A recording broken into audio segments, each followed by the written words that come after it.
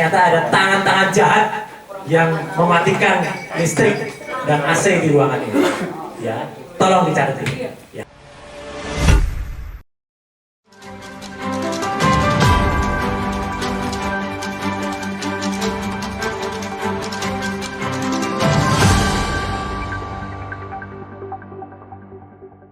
Racikan Berita 1. Kita hari ini hadir untuk acara soft launching Jokowi's White Paper.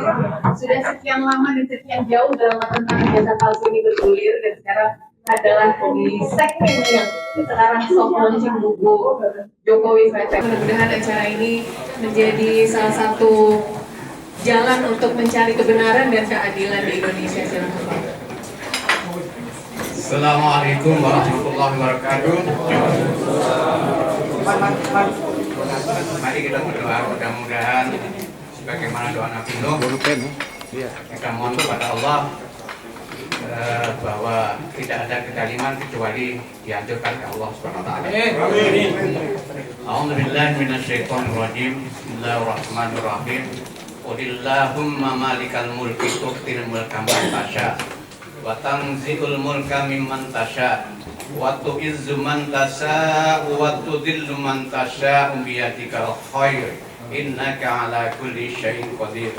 Tulijul laila bin nahari wa tulijun nahara fil lail wa tukhrijul hayya minal mayyiti wa tukhrijul mayyita minal hayy wa tarzuqu man tasha'u bighairi hisab. Allahumma rabbi la tadar ardi Rabbana zalamna anfusana wa illam taghfir lana wa tarhamna lanakunanna minal khasirin. Rabbana la tuzigh qulubana ba'da idh hadaitana wa hab lana min ladunka rahmah innaka antal wahhab. Rabbana atina min ladunka rahmah wa hayyi lana min amrina rasyada. Rabbana atina fid dunya hasanah wa fil akhirati hasanah wa qina adzabannar. Wa sallallahu ala nabiyyina Muhammad sallallahu alaihi wasallam. Subhanaka rabbika rabbil izzati amma yasifun wa salamun alal mursalin walhamdulillahi rabbil alamin. Assalamualaikum warahmatullahi wabarakatuh. Baik, kita langsung ke acara inti. Acara ini sebetulnya sederhana saja Bapak Ibu sekalian ya. Soft launching tentang buku Jokowi White Paper. Untuk itu saya langsung silakan ke 3 orang penulis. Ada 3 orang dokter dan semuanya alumni UGM. Betul ya? Ada Dr. Tifa, Dr. Rizmon dan juga Dr. Roy Suryo. Nanti akan disilakan untuk menjelaskan dulu ini buku tentang apa, poin-poinnya apa, mungkin kira-kira masing-masing sekitar 10 menit cukup ya. Setelah itu kemudian bisa ada penanggap, ini kita juga kehadiran ada Pak Saifidu, ada Pak Refli dan juga yang hadir di depan boleh menjadi penanggap. Baik, saya langsung saja silakan siapa yang akan mendahului. Berdiri Mas. Assalamualaikum warahmatullahi wabarakatuh. Ya, alhamdulillah. Puji syukur kepada Allah Subhanahu wa taala, dan alhamdulillah kita kembali ke kegelapan ya. Gitu. Karena ya barusan kita melihat bersama bahwa di tengah-tengah doa yang kita wujudkan, kita persembahkan kepada Allah Subhanahu wa taala, ternyata ada tangan-tangan jahat yang mematikan listrik dan AC di ruangan ini. Ya, tolong dicari ya. Ini kampus kami. Kampus tempat saya, Dr. Rizmon dan Dr. Tifa itu pernah belajar, dan kami menempuh, dan beberapa teman di sini yang juga lulusan atau alma mater dari alumni UGM. Kami menempuh pendidikan. Kebetulan kami bertiga RRT itu menempuh strata 1 dan strata 2 asli UGM di sini. Dan hari ini kami pulang ke kampus, kami pulang ke tempat ini, dan ini adalah tempat umum, tempat yang digunakan oleh unit kegiatan, salah satu unit di Universitas Gadjah Mada, untuk membuka bisnisnya dan membuka coffee shopnya untuk tempat minum, tempat makan, dan bisa digunakan untuk umum. Kami sudah mengalah, kami sudah mendapatkan izin, kami sudah melakukan down payment, sudah diterima resmi kemarin ya untuk penggunaan ruang Nusantara di University Club ini. tapi secara tidak sopan, ya, pagi hari tadi hanya berbekal WhatsApp, itu dibatalkan. Ya. Tapi insya Allah karena niat kami baik, nawa kami baik untuk seluruh rakyat Indonesia, kami nanti akan menceritakan sebuah perjalanan panjang yang kami tulis bertiga, RRT, Roy Responsiva. Ya, dan hari ini kita wujudkan itu untuk mewujudkan bahwa kami memang melakukan semuanya itu pure science, ilmu pengetahuan. Nanti di dalam buku ini, izin, itu ada yang nanti akan terangkan sedikit ya. Oke. Ada penjelasan tentang telematika, telekomunikasi media informatika, tentang peristiwa yang terjadi pada tahun 2013 yang mengawali semuanya. Ketika seseorang mengaku lulusan UGM tetapi IPK-nya katanya di bawah 2. Ya. Dan itu menimbulkan pertanyaan di masyarakat. Itu yang mengawali semuanya. Itu ada cerita dalam buku ini. Kemudian cerita perjalanan panjang berbagai peristiwa yang ada. Analisis ilmiahnya, ada analisis ELA, Error Label Analysis. Ada kemudian Dr. Resmond sangat dalam mengulas soal digital forensik. Kemudian Dr. Tifa akan mengulas soal neuropolitika dan juga tentang behavioral neuroscience. Ya. Itu semuanya ada dan buku ini tebalnya jauh di atas dari 500 bahkan hampir 700 halaman. Ya.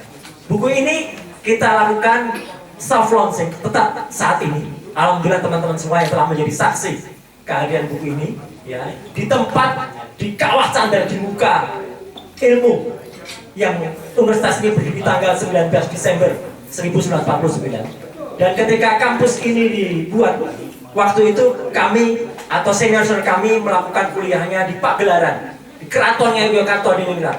Dan itulah kalau pertanyaan kenapa kami launching buku ini di sini, di kampus Universitas Gadjah Mada. Dan di tempat di mana keratonnya Yogyakarta di Ningrat itu kemudian menjadi saksi dari kelahiran kampus UGM. Dan kami semua menyentil kepada para Anda lulusan dan juga kemudian juga mahasiswa di UGM. Ya. Apa yang kami tulis ini tidaklah berarti apa-apa tanpa dukungan Anda semua. Jadi insya Allah itu yang kami lakukan hari ini. Dan ironis sekali memang peristiwa yang sempat terjadi juga pada awal bulan Juli yang lalu, di mana ada dosen senior juga yang saya tulis juga di buku ini, yaitu Asadi Siregar yang barusan merayakan usia ke-80 tahun, akan merayakan juga miladnya. Dan beliau itu memperkenalkan atau membuat UGM ini terkenal karena novel Cintaku di Kampus Biru pada tahun 74 yang lalu. Dan beliau juga memiliki novel berjudul Menolak Ayah, ya, itu pada tahun 84. Ternyata setelah 2 judul novel itu digabung, dilarang juga perayaan miladnya di UGM. Seorang dosen senior dilarang merayakan ulang tahunnya di kampusnya sendiri. Itu kan sangat-sangat ironis. Dan itu ternyata kami alami juga hari ini. Sekarang hari ini. Tapi insya Allah karena kami niat dengan niat baik ya, meskipun saya tidak menuduh ya, saya tidak sudon apakah lampu dimatikan atau ada tangan-tangan jahat yang mematikan ya. Insya Allah yang namanya semangat dan kekuatan itu tetap menyala, semangat dan kekuatan itu tetap jalan. Dan insya Allah hari ini dengan ridho Allah Subhanahu Wa Taala, kami bersama-sama dengan teman-teman dan nanti para penanggap yang ada di sini, izinkanlah kami menaruhkan hadiah yang terbaik bagi Republik ini, hadiah untuk 80 tahun kemerdekaan Indonesia, sebuah buku berjudul Jokowi's White Paper. Dan kalau Anda punya jawaban atas buku ini, tulis dalam buku, jangan tulis dalam palu, ya. Jangan tulis dalam cacian makian, ya. Karena kami adalah menuliskannya dengan ilmiah. Saya kira itu sebagai pembuka dulu. Sekaligus terima kasih atas kehadiran rekan-rekan semuanya. Dan jangan lupa, ini baru soft launching. Insya Allah grand launchingnya akan kita selenggarakan di Ibu Kota Negara, di Jakarta, pada tanggal insya Allah ya 27 Agustus 2025. Itu dari saya sementara, dan dia diteruskan dulu oleh Dr. Tifa dan nanti akan diteruskan atau Dr. Resmond dulu. Ya, Dr. Resmond dulu biar. Terima kasih. Selamat siang semua rekan-rekan media, YouTuber dan teman-teman aktivis lainnya. Jadi total ya ada 25 bab ya. Nah ini 700 halaman seperti dikatakan oleh Pak Roy Suryo bahwa jika adab dan etika akademik kan ya harus dibantah juga dengan buku. Jadi jangan ad hominem kalau dari pihak Pak Jokowi maupun yang lainnya. Jadi apa yang saya tulis di sini? Ya, yang pertama adalah uji lintasan stempel dengan menganalisa sebaran intensitas RGB, ya, ruang RGB red, green, blue pada ruang CMYK, ya, cyan, magenta, yellow, black, dan ruang warna ASV, ya, hue, saturation, and value. Di situ dibuktikan bahwa tidak ada lintasan stempel di atas dari foto ijazah Joko Widodo. Itu confirm karena kita periksa nilai-nilai numerik, ya, nilai-nilai numerik yang merepresentasikan setiap pixel di dalam sebuah citra digital. Itu di halaman 81. Ini.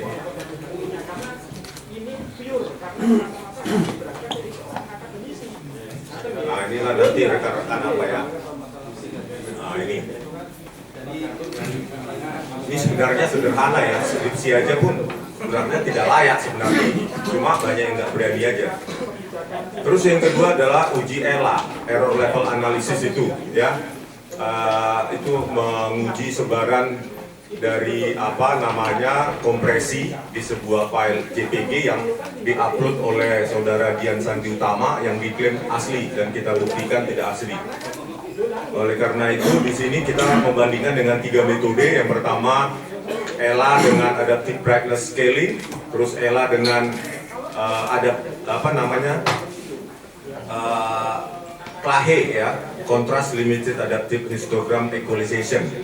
Terus berikutnya, ya, jadi di sini didapatkan bahwa sebaran-sebaran yang sangat dicurigai merupakan tempelan-tempelan secara digital. Yang ketiga adalah overlapping detection. Ini sudah sering saya katakan, saya presentasikan juga di televisi. Di situ untuk menguji kalau satu plate untuk satu periode wisuda yang sama, maka dia precise antara posisi huruf dengan watermark logo UGM. Ya, jadi kami bandingkan dengan ijazah dari Pronojiwo itu tidak secara overlapping detection itu tidak identik seperti yang diklaim oleh Dirti Bidung. Metode yang pertama adalah overlapping detection, ya, pada ruang warna hue, saturation, and value, karena hue, saturation, and value itu berbeda dengan ruang warna RGB. Di situ representasi hue, saturation, and value itu bisa menangkap intensitas yang jauh lebih kuat daripada di ruang warna RGB yang cenderung menyebar, ya. Kalau yang di ruang warna HSP itu lebih cenderung terkonsentrasi ke hue, ya, kanal hue. Yang kedua, overlapping detection dengan adaptive thresholding, dan yang ketiga overlapping detection dengan LBP, ya, bukan Luhut Binsar Panjaitan tapi local binary pattern. Dan yang keempat dengan detektor tepi Kenny dan dilation untuk morfologi citra.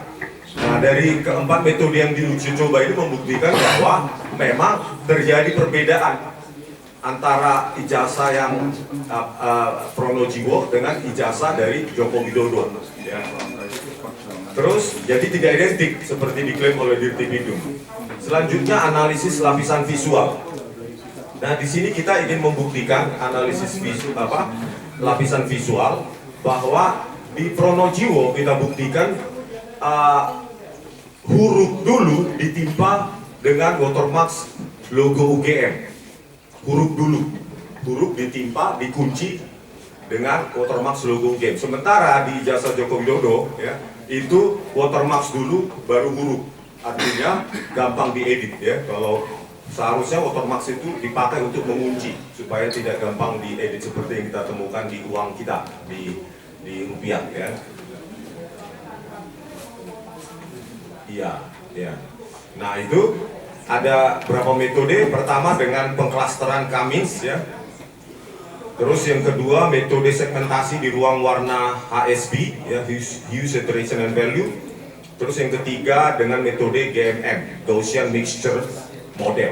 Nah, di situ kita buktikan confirm bahwa berbeda, ya. Tadi bukan berdasarkan overlapping detection saja, tetapi berdasarkan uji lapisan visual. Bahwa di ijazah Pronojiwo itu yang seharusnya terjadi bahwa huruf dulu baru watermark.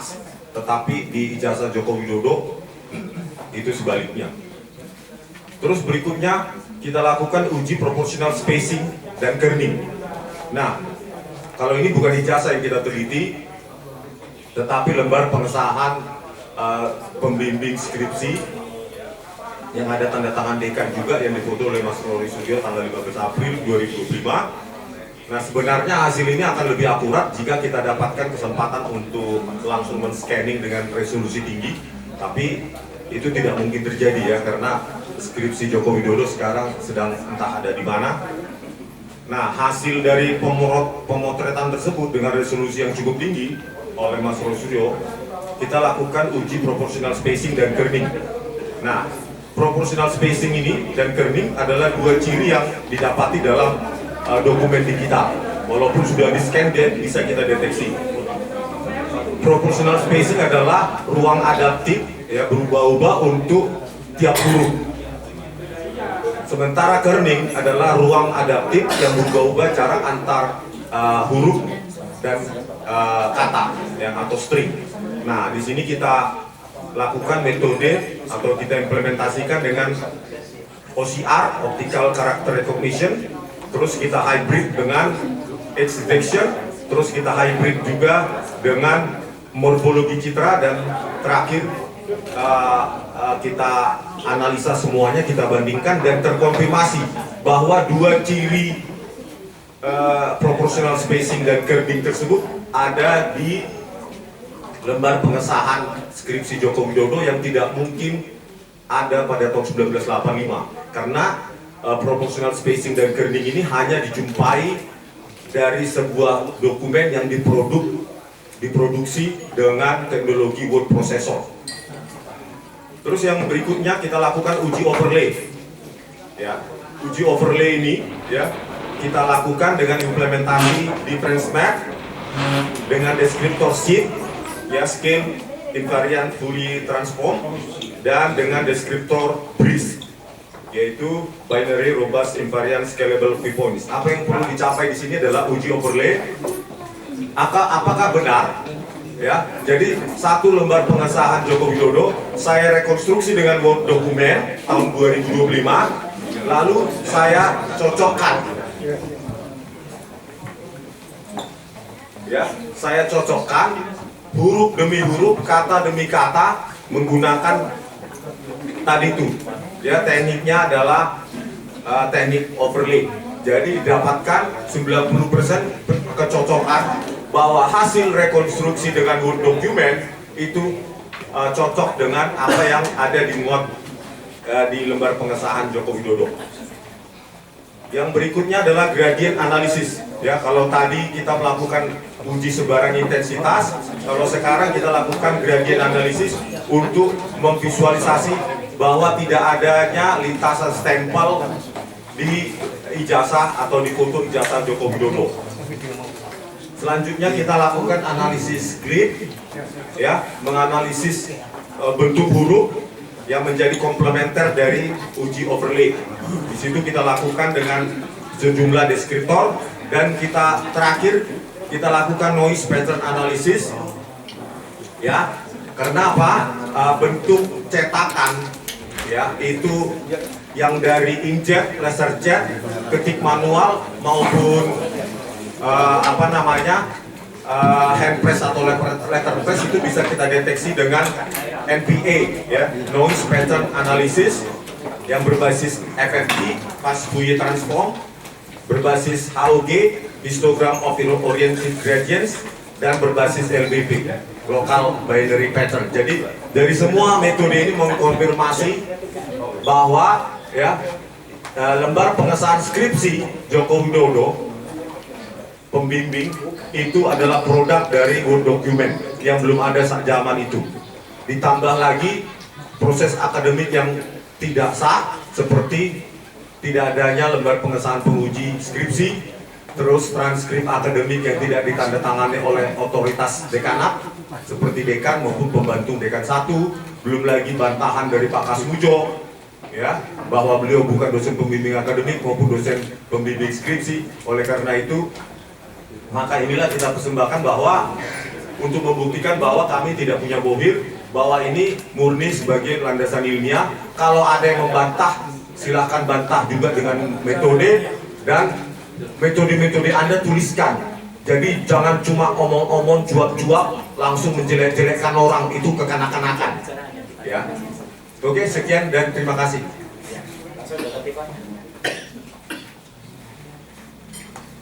Baik, bismillahirrahmanirrahim. Assalamualaikum warahmatullahi wabarakatuh.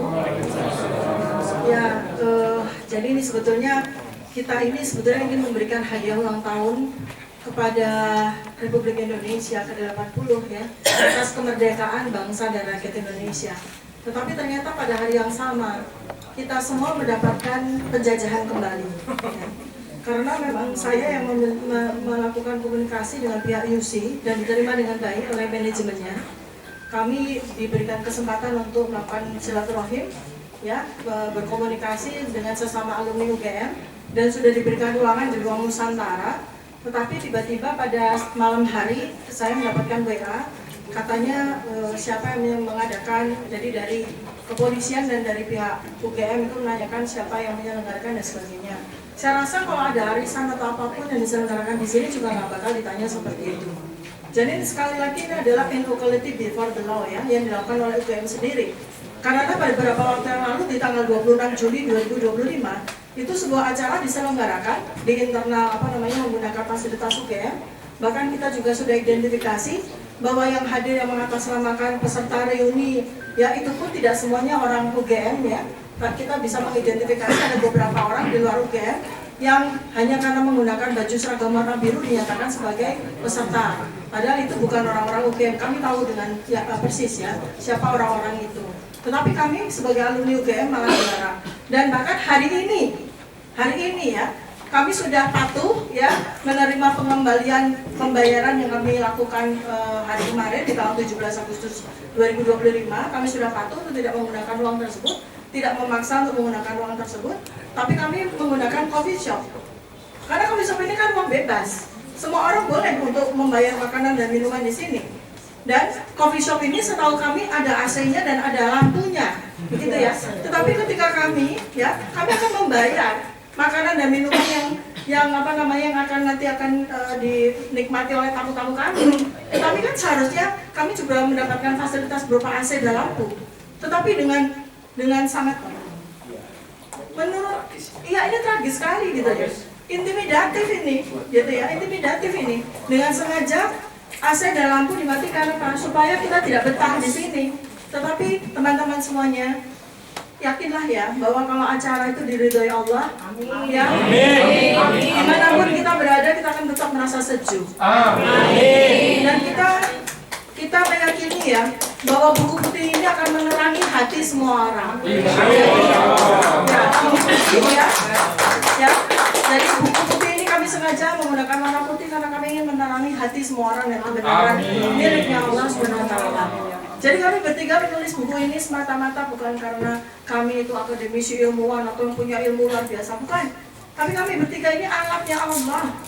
Ya, kami alatnya Allah saja. Kebetulan Allah memberikan ilmu kepada kami bertiga, ya amanah Allah itu tugas untuk bagaimana ketika Republik ini dipenjarakan dengan pertanyaan yang tak berkesudahan 11 tahun lamanya, bahkan sampai korban dipenjarakan, dikriminalisasi kayak 2 orang yang tidak berdosa, tidak bersalah, tidak melakukan kejahatan apapun, dipenjara bahkan sampai salah satunya belum juga bebas dari sekarang. Itu adalah sebuah penjajahan terhadap hak asasi manusia yang sangat luar biasa. Jadi sekali lagi hari ini pun kita ternyata belum merdeka, teman-teman. Ya, nah kami hanya sekedar men-sharingkan apa yang menjadi karya kami yang kami mulai sejak tahun 2022 hari ini, sebuah karya akademik, sebuah karya ilmiah. Ya, karena mengingat waktunya maka kami putuskan bersama sejatinya 45 karya, ini 45 karya terdiri atas 700 halaman yang kami lakukan bertiga. Sejatinya akan kami publish dalam bentuk jurnal. Sebagian sudah kami publish dalam bentuk jurnal. Tetapi jurnal itu seperti teman-teman semua ketahui, jurnal itu yang membaca itu cuma orang-orang yang punya kepentingan. Lain dari itu ya sudah tersimpan aja di perpustakaan digital tanpa pernah disentuh orang. Tetapi kalau buku ini bisa ratusan bahkan ribuan tahun. Jadi sepeninggal kami, kebenaran ini sudah kami kunci di buku ini. Sudah kami kunci di buku ini dan menjadi sebuah jejak abadi. Tidak ada siapapun yang bisa menghapus kebenaran-kebenaran secara akademis yang sudah kami tulis dalam buku ini. Dan teman-teman supaya tahu bahwa kami sedang berproses untuk melanjutkan kepada buku yang kedua. Sebab ini sudah 700 halaman, saya sudah sampaikan kepada Mas Roy dan Bang Risma, kita stop untuk buku yang pertama. Kasihan nanti tidak ada yang mampu mengganti harga cetaknya. Kalau buku itu sampai 1.500 halaman. Jadi kami putuskan untuk stop di 700 halaman. Kemudian saat kali ini kami sekarang sedang ongoing untuk riset di buku yang kedua. Dan seterusnya buku yang ketiga. Kemudian ada banyak pertanyaan, kenapa buku ini kami berikan judul Jokowi's White Paper ya. Jadi white paper ini saya jelaskan secara filosofi. White paper itu adalah penelanjangan terhadap hal-hal yang ditutupi. Penelanjangan terhadap kebenaran-kebenaran yang selama ini ditutupi oleh sebuah kebohongan-kebohongan yang berwarna hitam. Maka white paper ini ibarat kata seorang manusia yang paling superficial tentang luar itu ditutupi oleh kulit, yang bisa karena skincare bisa dibikin jadi berubah gitu ya, yang hitam jadi putih, yang putih jadi hitam gitu ya, seperti itu. Kemudian di baliknya ada lapisan lemak, di baliknya lagi ada lapisan otot ya. Habis dari otot itu ada tulang yang warnanya putih, di tengahnya lagi ada sum-sum tulang. Itulah maknanya dari white paper ya. Makna dari white paper itu. Jadi kita ingin membuka kebenaran seputih-putihnya, teman-teman, karena kebenaran itu warnanya putih, bukan warnanya hitam ya. Anda bisa membaca tulisan, kalau tulisannya dengan kertas hitam kan nggak bisa baca. Tetapi kalau kertasnya putih Anda bisa baca tulisan tersebut. Demikian juga dengan kebenaran tersebut. Jadi kebenaran tidak perlu lampu, kebenaran tidak perlu AC.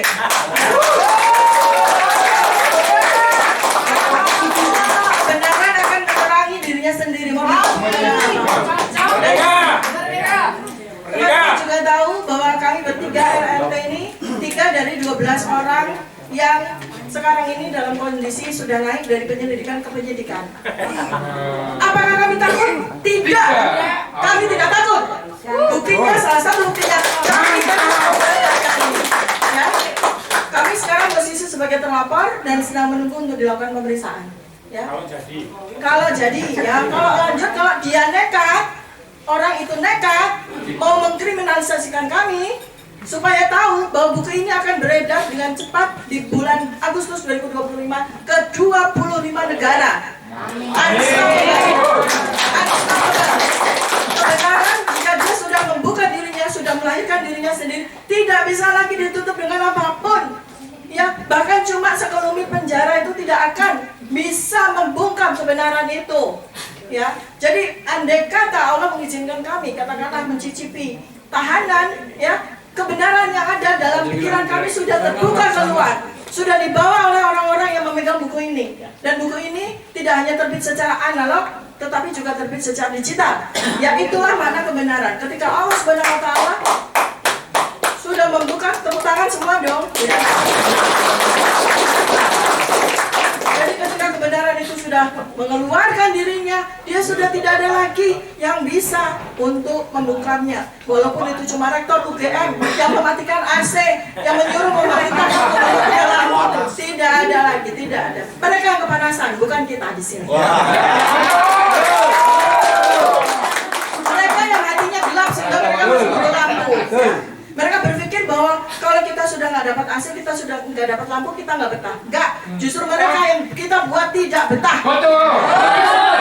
Ya. Baik, nah kemudian teman-teman ini anatomi dari buku ini ya teman-teman.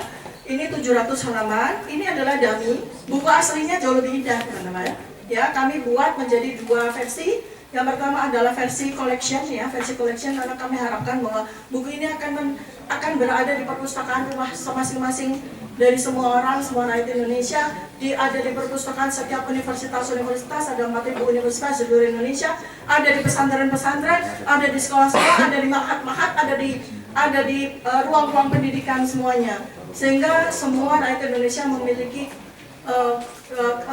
hak untuk melihat kebenaran dari siapa sesungguhnya Joko Widodo dan siapa sesungguhnya, seperti apa sesungguhnya latar belakang pendidikan yang kami teliti kebenarannya melalui jalur ilmiah dan akademis ya. Dan kemudian untuk saya sendiri, saya memberikan tambahan yang tadi sudah diapresiasi oleh Dr. Muhammad Taufik ya. Beliau adalah ahli pidana dan ketua Presiden Asosiasi Ahli Pidana. Presiden Asosiasi Ahli Pidana ya, saya sampaikan pada penelitian saya terkait dengan neuropolitika. Jadi neuropolitika itu adalah ilmu otak yang melakukan penelitian terhadap para perilaku para politis lah seperti itu ya. Nah, jadi memang ada sebuah kesulitan ya, walaupun memang langka sekali ya. Karena memang langka sekali ya, ada seorang presiden atau raja atau perdana menteri yang memasukkan ijazahnya itu langka sekali ya. Tetapi ini adalah sebuah sebuah fakta sejarah di dunia, tidak cuma di Indonesia. Maka ternyata ilmu pengetahuan sudah memberikan solusi. Sebab kalau kita tahu ya bahwa ada seorang penguasa yang melakukan pemalsuan terhadap ijazah, kan kita sangat sulit seperti sekarang aja. Sudah 11 tahun kita minta ijazahnya untuk disampaikan kepada rakyat. Padahal itu adalah sebuah dokumen publik ya. Ketika ijazah itu sudah didaftarkan oleh dia untuk menjadi menjabat publik, maka dokumen itu adalah dokumen publik ya, yang layak untuk kita lihat bersama ya. Karena dia mendapatkan gaji fasilitas selama ini jadi uang pajak rakyat dari darah dan keringat kita. Maka kita punya hak sepenuhnya untuk bisa melihat ijazahnya. Tapi sebenarnya dengan hari ini sudah ada korban krimin yang dikriminalisasikan, dihancurkan keluarganya, dihancurkan segala kehidupannya pun, dia masih tetap tidak melihat, tidak mampu untuk menunjukkan ijazahnya. Ya, maka kita duga ijazahnya memang tidak ada, begitu ya. Tetapi ya dugaan itu harus dibuktikan secara ilmiah. Maka buku ini dan adik-adiknya akan membuktikan ya kebenaran atau realitas dari mohon izin saya bicara dulu ya. Nah, sekarang dari ilmu saya, ada sebuah ilmu yang ini menjadi sebuah hukum yang responsif. Nanti Pak Dr. Taufik akan menyampaikan apa itu hukum responsif. Karena hukum itu sebagaimana juga dengan ilmu yang lain, termasuk ilmu kedokteran, ilmu digital forensik, ilmu telematika, itu bersifat dinamis. Jadi hukum itu harus mengikuti kemajuan zaman, termasuk yang namanya sebagai remote forensic analysis. Remote forensic analysis itu bisa kita gunakan dengan kajian neuropolitika, bagaimana perilaku yang seorang pejabat atau seorang presiden yang bisa kita lihat dari video-video, dari foto-foto, itu kita bisa melakukan kajian secara neuropolitika ya. Apakah dia itu dengan perilakunya, dengan kata-katanya, dengan narasinya, dengan pidato-pidatonya, dengan bahasa tubuhnya itu pantas ya memiliki ijazah sarjana. Itu ada ilmu yang membuktikan, dan ini saya tulis di buku ini ya. Jadi si orang lulusan SD itu punya body language yang berbeda dengan lulusan SMP atau SMA. Orang lulusan SMP atau SMA itu berbeda body language-nya dengan bagaimana dia melakukan narasi, bagaimana dia memilih kata-kata yang dia sampaikan, itu dengan sarjana. Dan ini ilmunya. Kita bisa melihat itu, sehingga ilmu remote forensic analysis ini menjadi sebuah ilmu pendukung. Kalau kita tidak mampu untuk melihat dokumen-dokumen asli itu ya. Kemudian supaya diketahui juga bahwa sesungguhnya apa yang disampaikan oleh Barreskrim bahwa dengan penghentian penyidikan karena kami waktu gelar perkara khusus untuk menggunakan dokumen sekunder itu salah besar ya, salah besar. Sebab di dalam ilmu yang baru dokumen analog ya, dokumen yang difoto oleh Barreskrim itu levelnya cuma level 3. Levelnya cuma level 3, karena sekarang itu kita bisa menggunakan yang disebut sebagai chain of custody ya. Bagaimana justru karena sekarang ini udah dunia virtual, dunia digital, maka digital ya, exposure itu bahkan level 1 gitu. Bahkan level 1. Jadi kita tuh tidak perlu sebetulnya untuk bisa memastikan kebenaran ijazah itu, nggak perlu untuk melihat ijazah analog ya, karena teknologi memungkinkan untuk itu. Dan Anda bisa sangat puas membaca kuliah dari sahabat saya Dr. Rizwan Syarifan, dan dengan sangat murah hati memberikan 11 teknik untuk bisa memastikan sebuah gambar digital ya, kita bisa melakukan analisis dengan sangat mudah. Dan terakhir dari saya adalah kami juga mengundang call on proposal ya. Jadi artinya buku ini sangat mungkin untuk dikembangkan untuk para mahasiswa S2 dan S3 yang biasanya rata-rata selama ini kalau di Indonesia itu kebingungan cari judul, kebingungan cari pembimbing ya. Kami dengan senang hati kami menyediakan buku ini untuk Anda jadikan sebagai tesis, Anda jadikan sebagai skripsi, Anda jadikan sebagai disertasi, dan kami dengan senang hati akan membimbing Anda sampai Anda lulus master, Anda lulus doktor ya, dengan bimbingan kami ya. Demikian teman-teman yang bisa saya sampaikan. Ini para ahli, setelah kali ini kemudian nanti para ahli, para pakar, para tokoh akan juga menyampaikan. Terima kasih. Assalamualaikum warahmatullahi wabarakatuh. Apa ada sedikit tambahan dari saya sebelum nanti selamat datang juga untuk Pak Jenderal Tresno Sudarto yang sudah membersamai kami.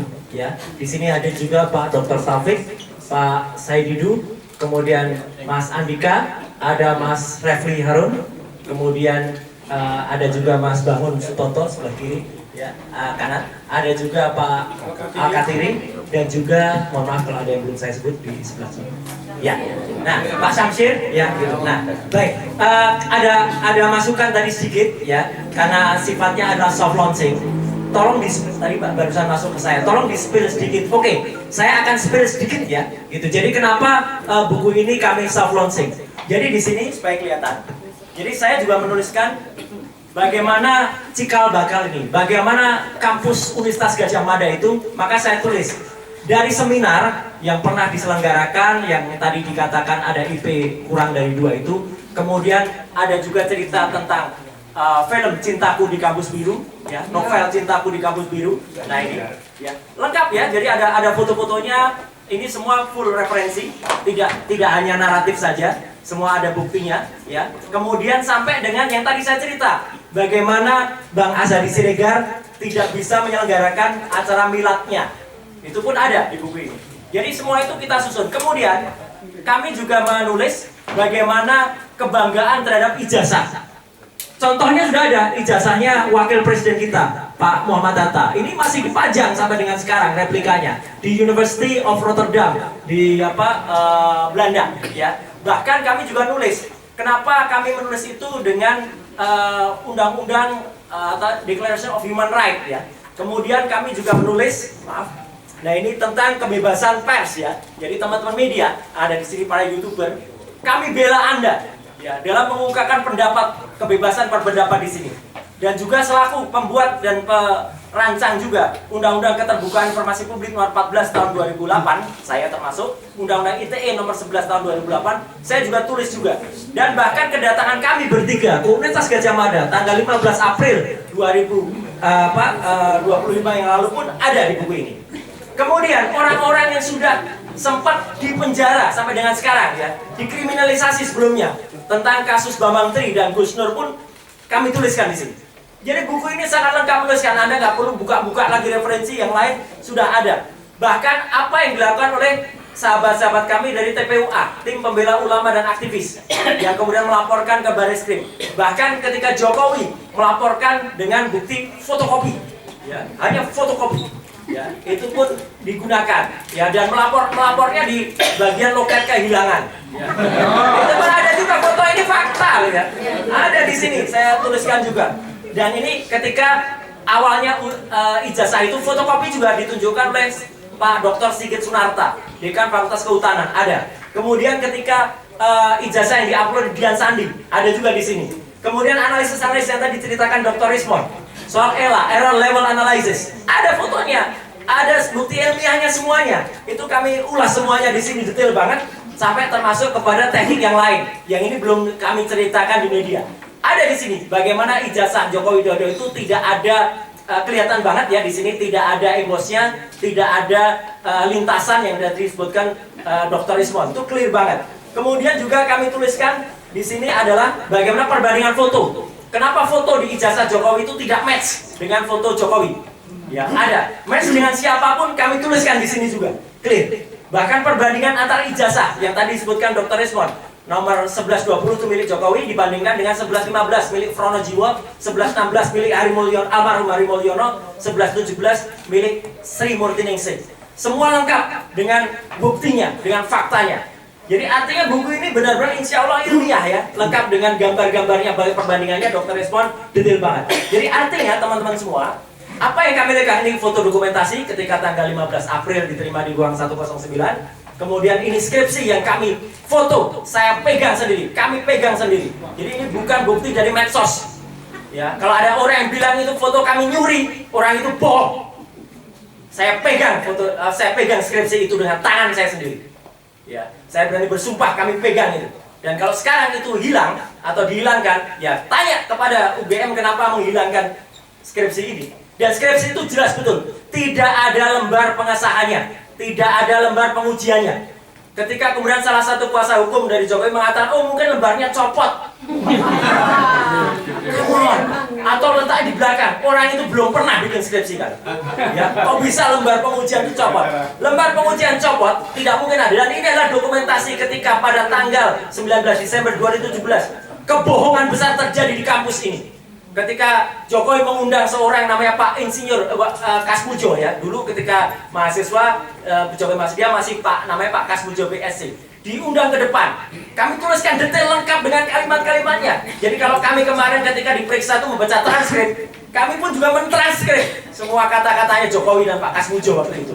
Dan menariknya, hebatnya Dr. Rismond Sianipar ini menemui Pak Kasmujo dan semua kami transkrip. Jadi teman-teman semua, detail banget apa yang kami lakukan di sini.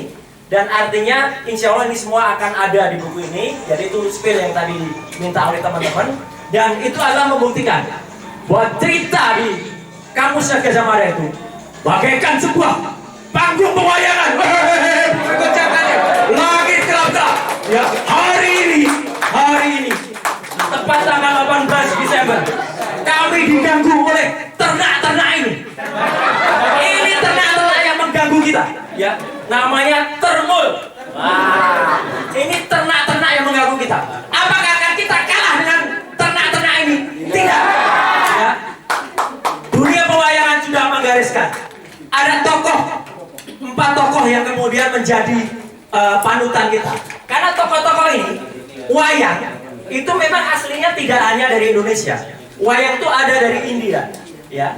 Ya, tetapi wayang dari India itu tidak ada namanya Punokawan. Punokawan ini adalah khas Indonesia. Ada SDPLB. Bukan sekolah guru luar biasa, tapi Semar, Gareng, Petruk, lan Bagong. Ya, itu SBGLB. Mereka itu yang mengajarkan. Jadi kalau saya sering memainkan wayang, itu adalah mengajarkan kepada kita semua, kembalikanlah kepada adat istiadat dan akal nurani kita ke keindahan budaya kita, ya. Jadi artinya kita mengenal wayang itu bukan hanya sebagai bayangannya, tapi wayang itu adalah wujud perwujudan kita dari sikap kita. Yang paling penting diajar oleh Ki Semar ini kepada Semar ini, kepada Gareng, Petruk dan Bagong itu adalah kejujuran dan kenegarawanan. Jadi jangan sampai kalah sama rampokan ini. Rampok ini yang terus menyerang, tapi insya Allah rampok itu akan kalah. Ya, dan sekali lagi saya tunjukkan. Ya,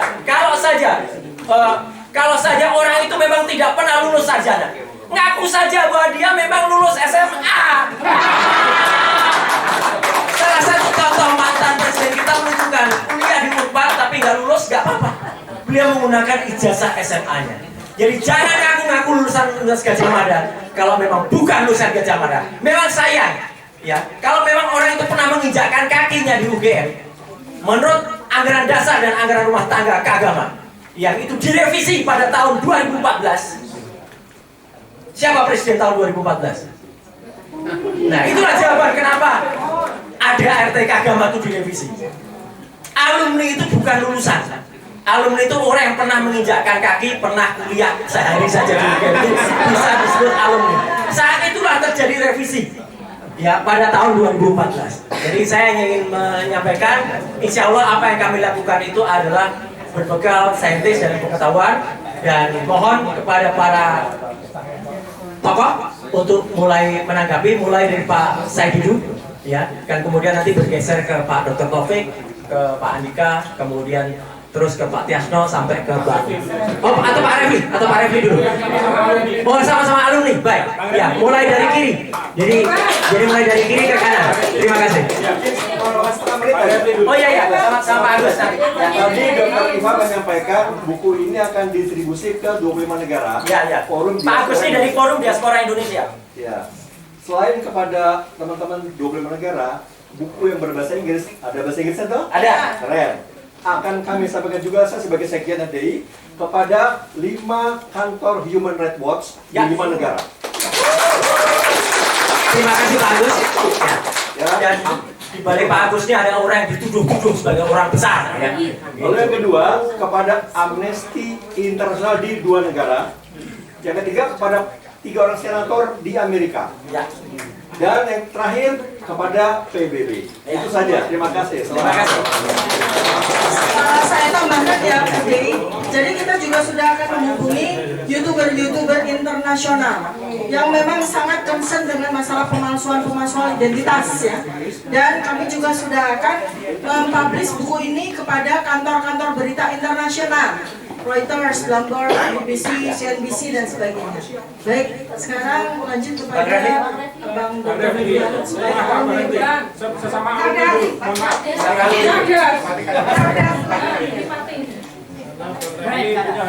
Sebenarnya begini, kalau menghormati orang yang di sana, Parti Asno dulu sebenarnya. Hah? Ini adat istiadat Jawa banget ya. Gitu ya. Nah, itu kelihatan kalau saya alunan. Alunan itu alumni UGM Penanan.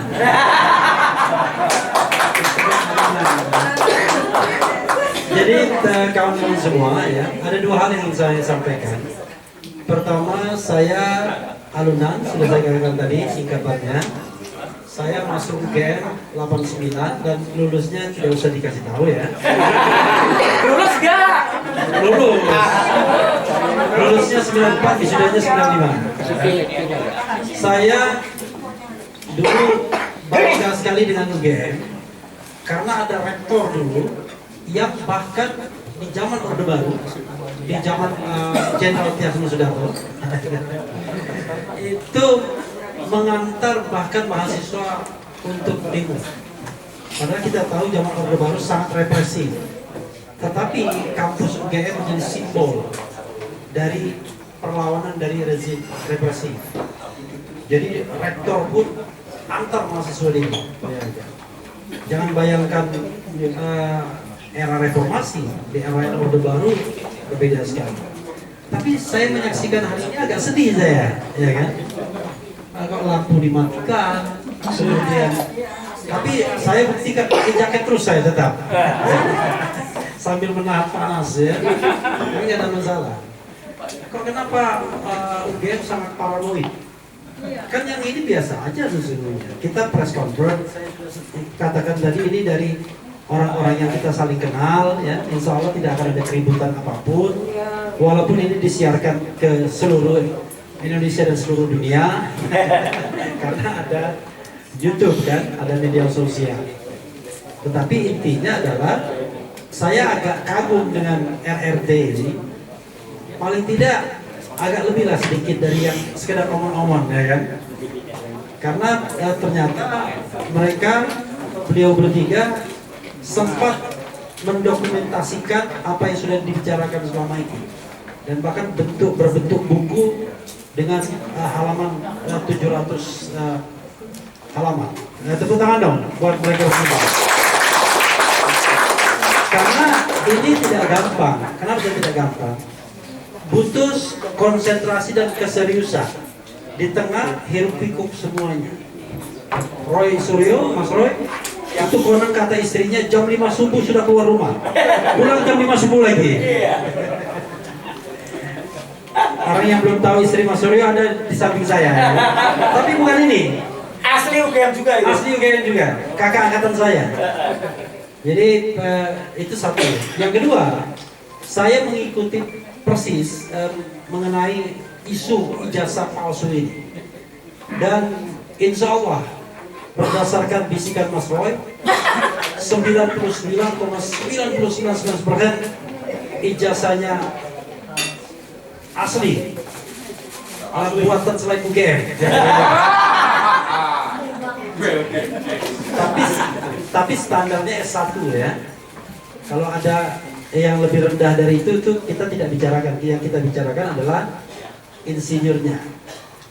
Nah ini ya, keyakinan seperti ini sebenarnya ada indikasinya.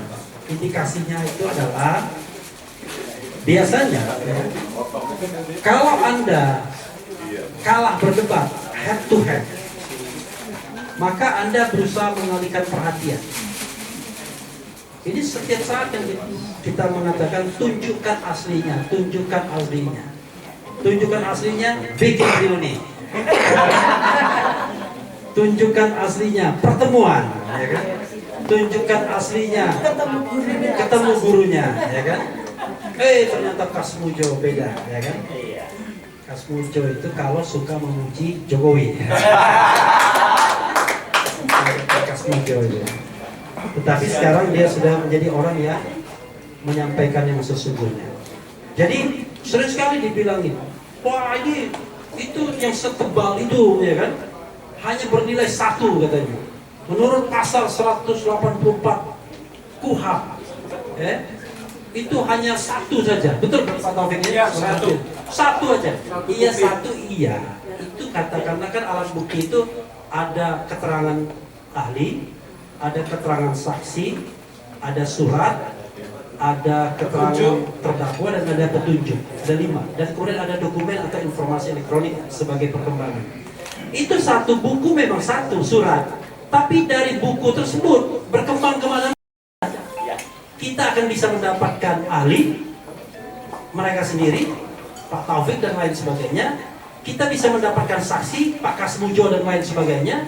Kita bisa bisa mendapatkan petunjuk pasar pramuka dan sebagainya. Ya, kita bisa mendapatkan hal-hal untuk memenuhi bahwa sebenarnya kalau kita kaitkan dengan pelanggaran pidananya sudah terjadi.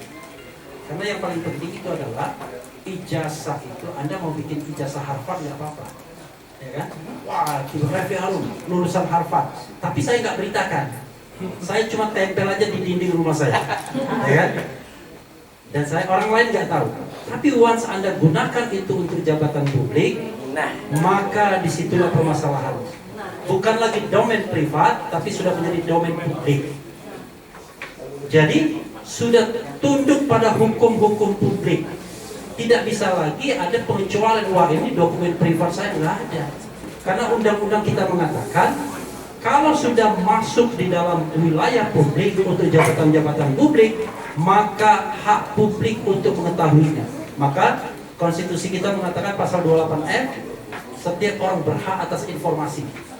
Setiap orang berhak untuk mendapatkan, menggali, mengolah, dan mendistribusikan informasi.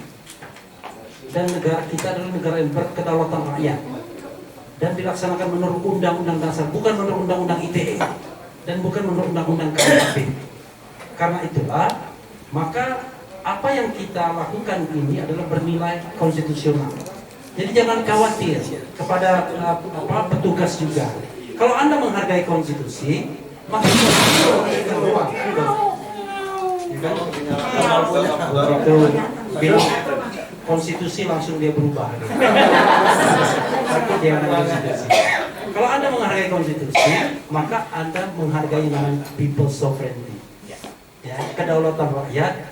Dan salah satu hak dari rakyat adalah mengetahui apakah ijazah yang pernah digunakan seseorang untuk jabatan publik, kepala negara, kepala pemerintahan itu asli atau tidak. Wassalamualaikum warahmatullahi wabarakatuh.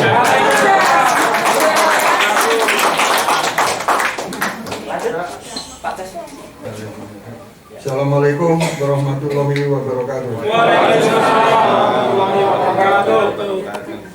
Monggo biar pegang menika ini bukunya asli. Sebenarnya saya sangat tertarik. Kenapa saya datang mencari-cari tempat ini? Karena sudah pindah-pindah 3 kali. Jadi saya sudah ke sini, kemudian ke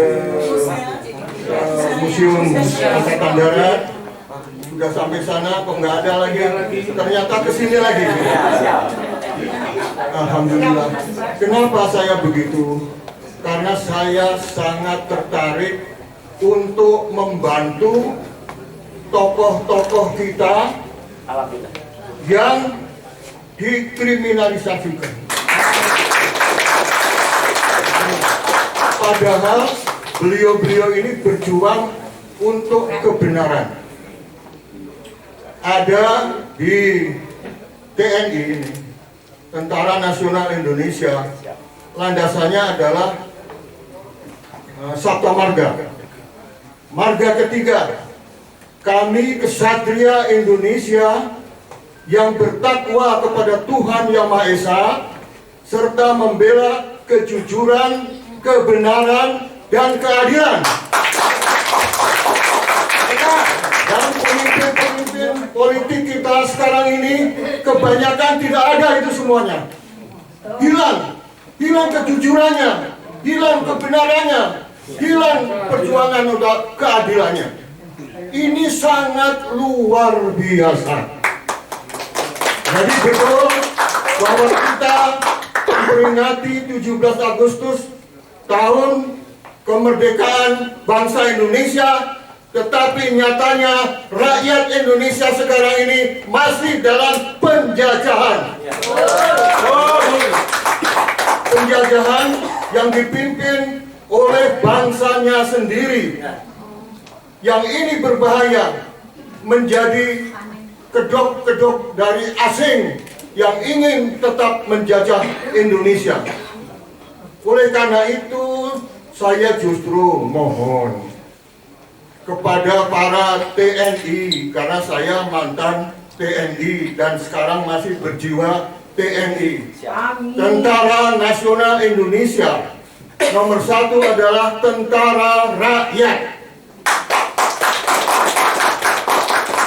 TNI harus membela rakyat karena lahir dari rakyat, oleh rakyat, bekerja sama dengan rakyat untuk membela dan meningkatkan rakyat.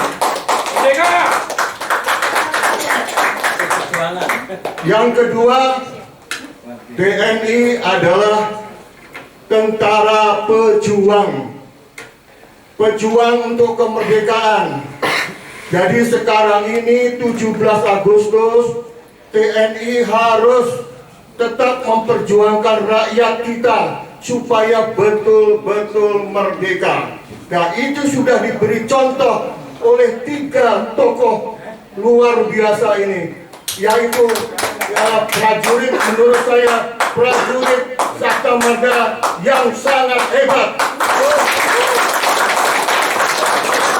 Pasukan khusus 3 ini luar biasa.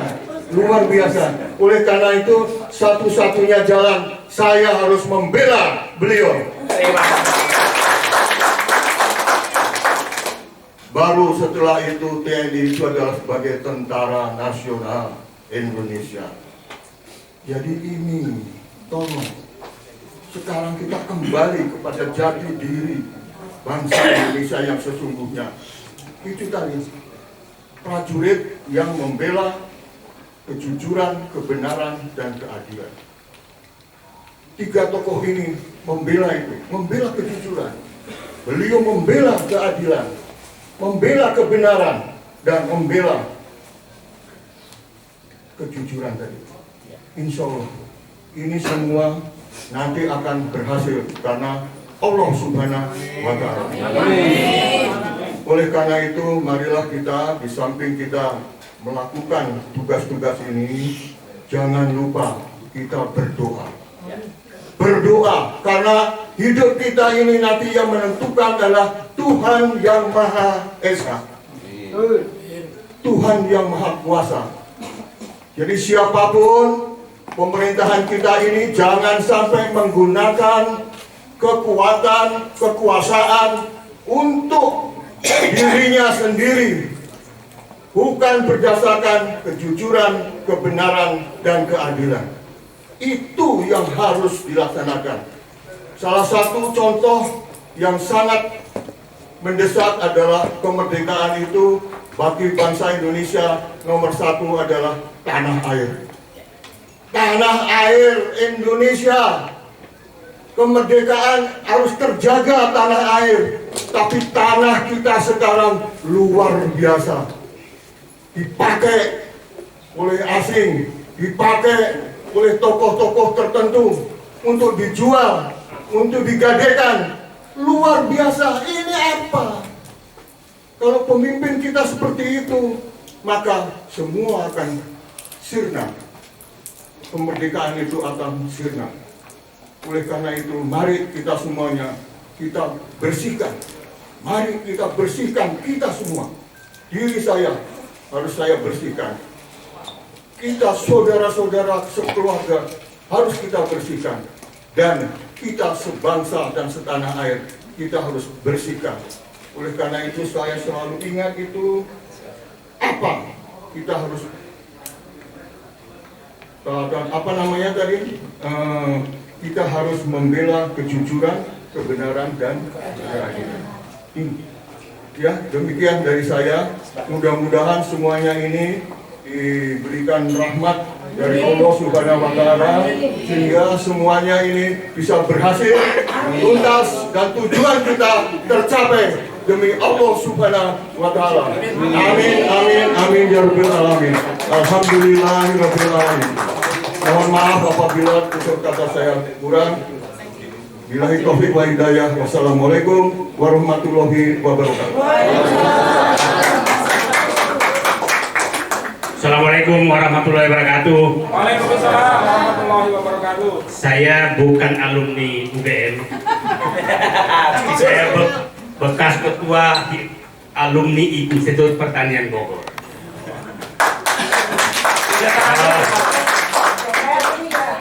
Saya ingin mengandaikan seandainya saya rektor UGM, apa yang saya lakukan? Saya pasti bangga terhadap 3 alumni saya dan mungkin saya berikan penghargaan karena mereka tetap ilmuwan yang menjunjung tinggi etika moral memperjuangkan kebenaran. Itulah keberhasilan mereka, bukan menghasilkan ilmuwan penjilat penguasa. Itu kira-kira kalau saya rektor UGM. Dan pasti dia akan mematikan lampu dan AC.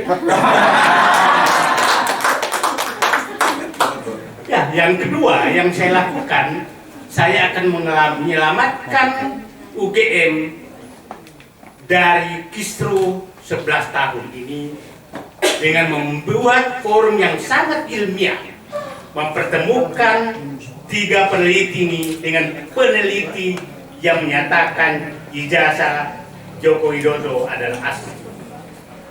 Kalau perlu seminar internasional untuk menunjukkan bahwa pilar kebenaran masih ada di UGM. Itu kira-kira ya. Dan dengan demikian saya banyak kenal alumni UGM, Bubiar, terus ya teman berdiskusi, Sofia Ben teman berdiskusi, dan saya paham karakter teman-teman UGM pelan-pelan tapi meyakinkan. Nah, jadi saya sangat kecewa sekarang karena harapan membangkitkan kembali UGM sebagai pilar kebenaran dan kejujuran yang kita selama ini itu diruntuhkan oleh hanya 1 orang yang mau dibela. Padahal cara membelanya gampang, kalau memang dia asli lakukan kajian ilmiah bersama, nggak rumit itu. Panggil semua ilmuwan yang menyatakan bahwa itu ijazah asli, pertemukan dengan orang menyatakan bahwa kami ragukan ijazah tersebut, maka kebenaran akan muncul. Tapi kalau kriminalisasi dilakukan, maka itu bisa-bisa UGM mohon maaf sebesar-besarnya jangan sampai menjadi pengubur intelektualitas kebenaran dan keadilan di negeri. Itu yang harus disadari.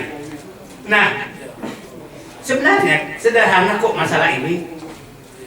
Kalau Joko Widodo memang punya ijazah asli, maka tunjukkan. Kalau dia tidak menunjukkan, artinya dia punya niat jahat. Memenjarakan orang, membuat kisruh macam-macam, itu kan niat jahat. Kalau dia tidak punya ijazah yang asli, maka dia penjahat. Dua saja. Karena kalau dia menggunakan yang tidak asli, maka penjahat yang asli. Jadi sederhana sekali persoalan ini. Tidak perlu ada Dr. Rismond terbatu dari Balige ke sini pulang pergi, Dr. Tifa meninggalkan Dr. Roy Suryo udah 24 jam meninggalkan istri. Gara-gara Jadi saya menyatakan himbauan saya kedua saja. Saya tadi berangkat dari Jakarta hanya ingin membersamai teman-teman seperti ini titik tikungan yang tajam, tidak terbayang saya kalau tidak ada orang lagi seperti Dr. Roy Suryo, Dr. Tifa, dan Dr. Ismon. Saya tidak tahu apa yang terjadi terhadap bangsa ini. Jadi saya nggak tahu apa yang terjadi. Ya kita berdoa, mudah-mudahan Bapak dan Ibu tetap kuat, insya kami bersama Bapak dan Ibu, dan tidak usah ragu. Saya kadang-kadang berpikir, ini makanannya apa orang yang bersih? Beraninya nggak turun, kondor gitu. Itu yang saya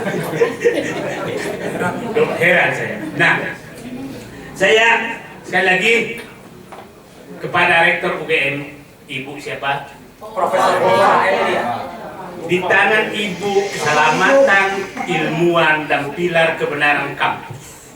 Di tangan Ibu. Apabila Ibu saya langkah, maka di tangan Ibu juga menjadi penyiap batu nisan kehancuran moral dan etik. Itu pesan saya ke Rektor. Caranya adalah lakukan kegiatan ilmiah untuk menyelamatkan Joko Widodo kalau memang dia nyata menyelamatkan alumninya, menyelamatkan alumni-alumni yang mengejar kebenaran, bahwa berterima kasih kalau itu adalah kebenaran, karena ini mengungkap kebenaran. Jadi sebenarnya kalau ini tidak ada orang besar dan agenda besar di baliknya, saya pikir sederhana sekali kok. Pak Dias itu pasti paham lah, ini sederhana sekali. Jadi janganlah ditutupi bahwa ini ada agenda besar di balik ini, karena kenapa berapa orang yang sudah dikorbankan, apakah bangga dengan memenjarakan orang? Sebagai penutup, saya menyatakan persoalan ini sederhana. Jika Joko Widodo punya ijazah asli, tapi masih terus tidak mau menunjukkan dan mengkriminalisasi orang, maka beliau sebagai mantan presiden punya niat jahat terhadap bangsa. Apabila Joko Widodo memang tidak punya ijazah asli, maka dia sudah melakukan kejahatan. Terima kasih. Assalamualaikum warahmatullahi wabarakatuh. Saya melanjutkan saja apa yang disebutkan Bang Said itu. Tadi beliau mengawalinya dengan niat jahat. Itu kalau dalam ilmu pidana namanya mens rea. Ya, mens rea punya niat jahat, mau diwujudkan dalam perbuatan jahat. Perbuatan jahatnya apa? Kalau ternyata itu ijazahnya ijazah palsu dan susul kapsudah, ya, artinya ada niat jahat, ada tujuan jahat. Saya bicara tentang Jokowi Westpaper. Saya juga seorang akademisi, kebetulan saya menjabat sebagai dosen Fakultas Hukum Unisula. Jabatan struktural saya adalah Ketua Pusat Studi dan Kajian Anti Korupsi. Saya mengatakan di setiap perguruan tinggi itu punya namanya statuta. Statuta itu diundangkan masing-masing dari statuta UGM itu diundangkan, Universitas 11 Maret dan sebagainya. Dan di bawahnya ada peraturan akademik. Kalau saya menilai buku ini sesuai dengan peraturan akademik dan teknik jurnalistik, buku ini bukan hasil riset, ini namanya cover both side. Jadi dia diteliti dari dua sumber, bukan hanya pro tapi juga yang kontra. Jadi saya sepakat, karena ini punya nilai akademik, jangan lagi kita kembali di masa Orde Baru. Maaf Pak Jenderal, saya pernah jadi mahasiswa, gara-gara baca buku Rumah Kaca ditangkap, masuk kodis. Itu buku karya Pramudia, itu buku. Mestinya dibantah juga buku dengan buku. Jadi kalau kita melarang orang menangkap orang karena membuat buku, kita kembali ke zaman Orde Baru. Tapi masih mending, Orde Baru itu 100 rupiah bisa naik bis saat itu. Saya masih ingat, ya, saya naik bis 100 rupiah. Kemudian yang kedua, saya ingin mengatakan kepada semua yang hadir di sini, karena saya seorang ahli pidana, ya, saya menekuni pidana belum lama, saya baru 32 tahun, dan kebetulan saya dokter ke-10 PDIH, program dokter ilmu hukum UNS, sekarang luluskan 700, artinya sah. Gelar dokter saya sah, bisa dicari di jurnal-jurnal, di pangkalan data pendidikan tinggi saya ada. Saya ingin mengatakan proses yang dilakukan oleh kepolisian ini salah. Pertama, tidak ada di dunia ilmu pidana itu penyelidikan dihentikan. Karena artinya penyelidikan itu serangkaian tindakan penyelidik menduga terjadinya tindak pidana. Mestinya kalau ada tindak pidana harus ada satu upaya dulu dinaikkan. Mana bukti-bukti pidananya baru dibawa ke penyidikan, disitulah dibuktikan ada kejahatan atau tidak. Itu yang pertama. Yang kedua ada kejanggalan. Semua yang pernah menjadi sarjana hukum, saya katakan pernah menjadi sarjana hukum, barangkali pensiun, ya, itu tentu mengatakan bahwa di dalam penyelidikan itu tidak ada istilah penyitaan, karena di situ orang kedudukannya semua saksi. Nah ini kalau Barreskrim mengatakan di situ ada penyitaan, perlu dipertanyakan. Kalau di situ ada penyitaan, kenapa di Polda sekarang juga ada penyitaan? Masa penyitaan dilakukan yang kedua kali? Ya. Ketiga, saya ingin mengatakan, saya sepakat dengan Pak Jenderal Tiasno bahwa mereka ini juga Pak Said itu, mereka ini dokter pilihan, ada Dr. Roy Suryo, kemudian Dr. Rismon dan Dr. Tifa. Sama juga ada sahabat saya Dr. Refli Harun yang tidak pernah ngomong dia lulusan Harvard, ya. Saya hanya ingin mengatakan model seperti ini sudah ketinggalan. Saya melengkapi karena pidana itu sudah ada 3 aliran. Satu aliran hukum positif. Hukum positif itu sarang laba-laba. Semua orang yang bertentangan dengan undang-undang penjara itu dilakukan berada dengan KUHP. KUHP kita yang baru Undang-Undang 1 2023 itu sudah menganut progresif. Tapi ada aliran baru lagi namanya hukum responsif. Jadi kalau Anda menemukan ketidakcocokan, Anda respon dengan kecocokan baru versi Anda, bukan dengan mempolisikan, dengan mempidanakan. Jadi dan teori hukum progresif ini sudah berbeda. Kalau pendekatan hukum positif itu artinya keadilan itu menurut apa kata polisi, apa kata jaksa, apa kata hakim. Nah kalau polisinya korup, ya, mantan Ferdi Sambo, ya. Kalau jaksanya seperti yang hari ini, harusnya yang lari-lari itu Sylvester Matutina, bukan 3 orang ini. Bukan Pak Tiasno suruh lari-lari, yang lari-lari itu mestinya Sylvester Matutina. Tapi kita lihat di pertontonan yang sangat paradok, dia hadir di acara 17, ya.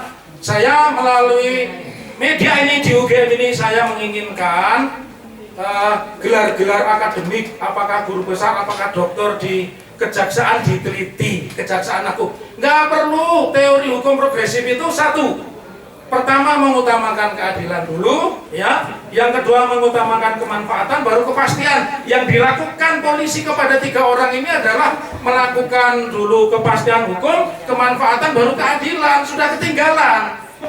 Indo dari hukum kita, Wetboek van Strafrecht Belanda itu, lembaga pemasyarakat sudah sangat kosong, jadi mall, jadi tempat turis, karena mereka sudah memakai hukum progresif. Nah kita masih menggunakan hukum positif.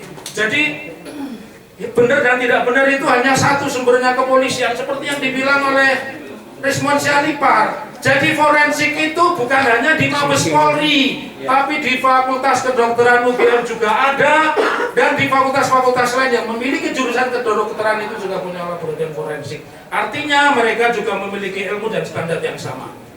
Terakhir, saya menginginkan kalau baca buku jangan judulnya. Jadi sepintas buku yang setebal 700 ini terdiri dari 18 bab, dan saya sebagai akademisi sangat tertarik karena tadi saya mengatakan dia menggabungkan antara teknik jurnalistik namanya deep reporting. Jadi kalau koran yang hari ini muat itu kan hanya berita-berita yang muncul di permukaan. Nah dia ini sudah sampai kepada sumber 1, sumber 2 dan seterusnya. Terakhir saya ingin mengatakan, apabila saudara-saudara saya ini Rismon Sialipar, Tifa, Roy Suryo dipanggil Mabes Polri, sepanjang Polri tidak pernah menunjukkan ijazah Pak Jokowi, Anda cukup datang dan membuat berita acara, saya menolak diperiksa karena tidak ada ijazah asli. Nah, ya. Karena kita mengenal teori kausalitas sebab akibat. Munculnya perkara ini kan diakibatkan pernyataan pada tahun 2013 seminar di UII. Jadi teori pemidanaan itu pakai begitu, pakai sebab akibat, dan sebab apa yang paling memungkinkan sampai munculnya isu seperti ini. Oleh karena itu, kalau tidak pernah ditunjukkan ijazah asli, tidak boleh seorang pun dipenjarakan. Ya, ada teori in dubio pro reo, lebih bagus membebaskan 1000 orang yang bersalah daripada menahan 1 orang yang tidak bersalah. Salam legal waras, merdeka.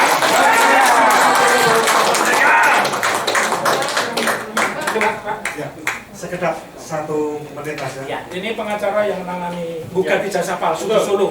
Assalamualaikum warahmatullahi wabarakatuh. Sedikit saja karena waktunya juga sudah hampir habis ya. Saya hanya mengomentari dari buku ini. Buku Jokowi's White Paper adalah sebuah jawaban. Jawaban apa? Yang pertama adalah jawaban dari kriminalisasi yang dilakukan oleh Polri. Bahwa di buku ini diungkap semuanya. Fakta-fakta ini adalah jawaban dari apa yang sudah di konferensi perskan oleh Bareskrim. Bahwa di sini metode-metode yang digunakan oleh 3 orang dokter asli UGM dengan keilmuannya menjelaskan semuanya ada di sini. Terus yang kedua adalah buku ini adalah jawaban dari tipu-tipu politikus di Indonesia, bahwa banyak sekali di Indonesia yang menggunakan ijazah palsu. Maka dari itu buku ini bisa dijadikan pegangan bahwa untuk mendeteksi ijazah-ijazah palsu para politisi-politisi di Indonesia yang tidak jujur. Yang ketiga, buku ini Jokowi White Paper ini direncanakan akan diluncurkan secara internasional. Jadi tolong dicatat bahwa fakta-fakta yang ada di sini adalah berdasarkan keilmuan yang akan dilihat, yang akan diteliti, yang akan dibaca oleh warga di seluruh internasional, di seluruh negara, seluruh dunia. Yang saya tanyakan adalah, apa kita tidak malu apabila hukum yang katanya negara Indonesia adalah negara hukum, tetapi membengkok-bengkokkan hukum dengan apa yang sudah dipaparkan dalam buku ini. Yang terakhir, harapan kami tadi sudah dijelaskan oleh senior-senior ahli-ahli bahwa Indonesia ini tidak kekurangan orang pintar, tetapi Indonesia ini kekurangan orang jujur. Terima kasih. Assalamualaikum warahmatullahi wabarakatuh.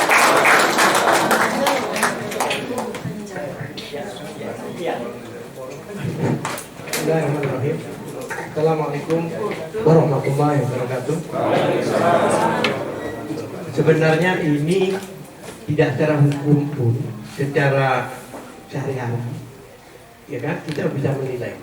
Coba seandainya Bapak ketangkap di jalan pakai motor atau mobil, kemudian ditanya apa punya SIM, tanyakan ke Mabes Polri sana, tanyakan ke polisi yang ngeluarkan SIM buat saya atau tidak, masuk akal? Disuruh lihatkan, tapi kita disuruh tanya yang buat SIM. Satu. Kedua, kalau memang ini benar, ada orang tanya sekali lagi, tolong tunjukkan ijazah Anda. Dia rela membayar pengacara untuk itu. Kenapa? Masuk akal nggak? Suruh tunjukkan, tapi bayar pengacara. Itu logikanya. Saya tambahkan seperti katakan Dr. Taufik tadi, dan Pak Bang Refli Hamid tadi. Jujur ya, sebenarnya apa yang dilakukan oleh UGM, KPU dan kepolisian itu ada sudah melanggar undang-undang maupun konstitusi. Bang Refli. Kenapa demikian?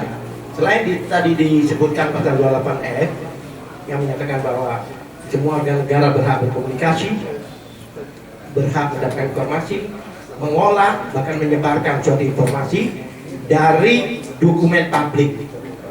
Kapan dokumen itu dikatakan dokumen publik?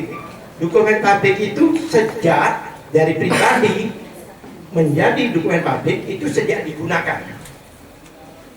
Jokowi dari Solo, dari Jakarta, dan dari pusat semuanya menggunakan ijazah, sehingga ijazah itu sudah berubah menjadi dari dokumen publik, dokumen pribadi menjadi dokumen publik.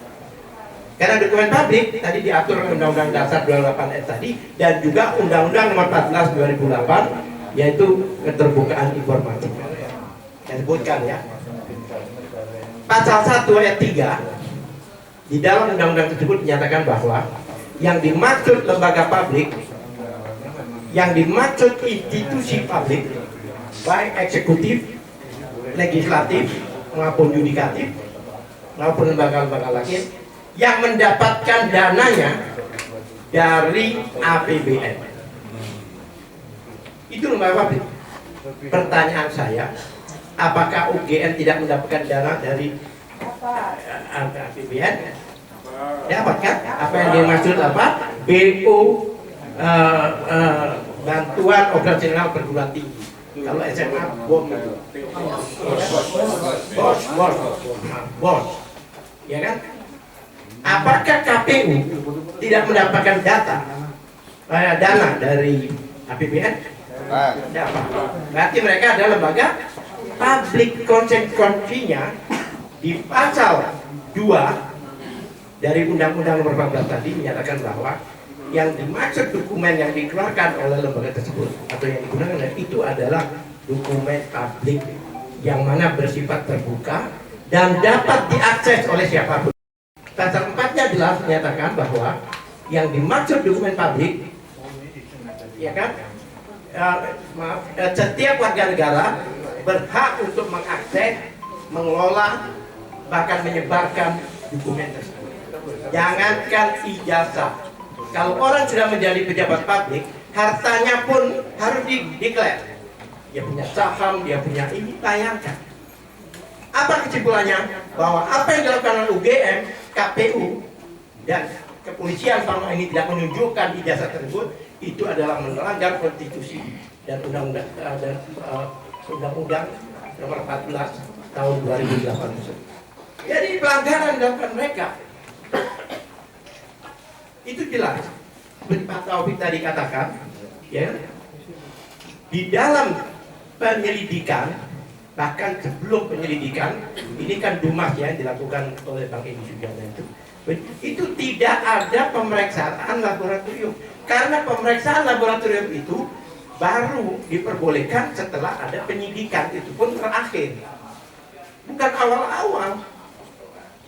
Tidak ada aturannya itu. Makanya kemarin lawyer Jokowi juga menyatakan bahwa dipinjam. Baru kali ini ada proses hukum, kepolisian pinjam. Saya mau belajar dari mereka, mana aturan itu? Yang namanya jika dokumen itu digunakan untuk suatu peristiwa tindak pidana apalagi, itu harus disita. Dan pemahaman disita itu bukan dirampas loh ya, diberikan itu pun namanya disita. Bukan disita itu kesannya kayak dirampas, diberikan pun disita. Bayangkan, sebelum diumumkan oleh kepolisian pada wartawan, waktu itu mungkin kawan-kawan ada di sana, sudah dicabut, sudah diambil. Tapi kita ditunjukkan fotokopi yang lengkap itu. Itu pun di kamera lagi, bukan fisiknya. Selama ini di dalam pemeriksaan, jika mereka ada press conference, itu bukti itu ditunjukkan, Mas. Narkoba nih, narkobanya, senjata nih, yang kemarin yang diduga bunuh diri itu ada talinya, ada ini ditunjukkan, bukan fotonya. Baru kali ini ditunjukkan fotonya itu. Ya kan, fotonya fotokopi, bergaris kan. Nah, oleh sebab itu saya katakan bahwa saya yakin seperti Dokter Tipa katakan, yang panas itu bukan kita, mereka yang panas. Jadi kalau sampai masuk ke pengadilan, blunder buat mereka. Karena mereka harus tunjukkan ijazah tersebut. Tapi nampaknya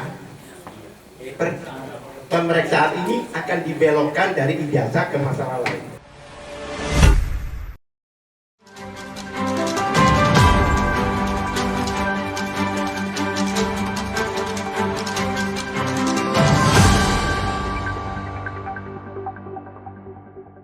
Racikan Berita 1.